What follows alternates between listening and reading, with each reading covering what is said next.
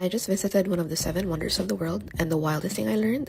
Gladiator sweat was scraped off their bodies after every fight and sold in vials as an aphrodisiac. Let me tell you everything.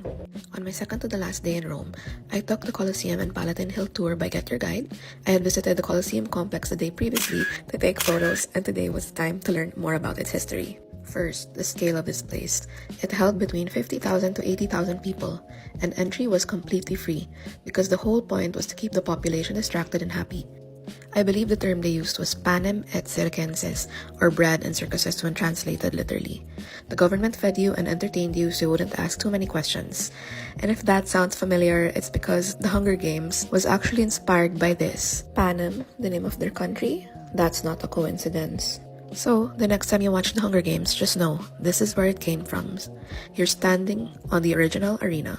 It was built in just 8 years, using tens of thousands of slaves.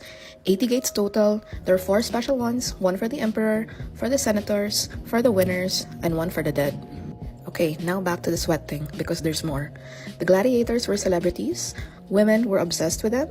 After a fight, before they could even clean up, their sweat and grime would be scraped using this curved tool called a strigil. Their sweat would be collected, put into vials, and sold outside the arena. And the more wins the gladiator had, the more expensive his vial was. Now here's something a lot of people don't realize. Most gladiators were actually slaves, prisoners of war, or criminals who had no choice. They were trained, fed, housed, but they were property. They fought because they had to. But some, if they survived long enough and won enough fights, could earn their freedom. They'd be given a wooden sword called a rudis. That was the symbol that you were done. You're free, but some criminals had to survive 3 years in the arena just to earn that. So yes, they were celebrities, but they were also slaves. Roman society was complicated. Anyway, for centuries after Rome fell, the Colosseum was basically a quarry. People stripped it for parts: marble, iron, stone. So, what saved it? In the 1700s, Pope Benedict XIV declared it sacred ground because of the Christian martyrs who died there. Then, the looting stopped, and that's basically why we still have it today. Anyway, these are just some of the facts that I learned through this tour I booked through Get Your Guide. It covered the Colosseum, the Roman Forum, and Palatine Hill, all with a live guide. So thanks to him, I learned all of these cool stuff. So anyway, if you want to book, the link is in my bio.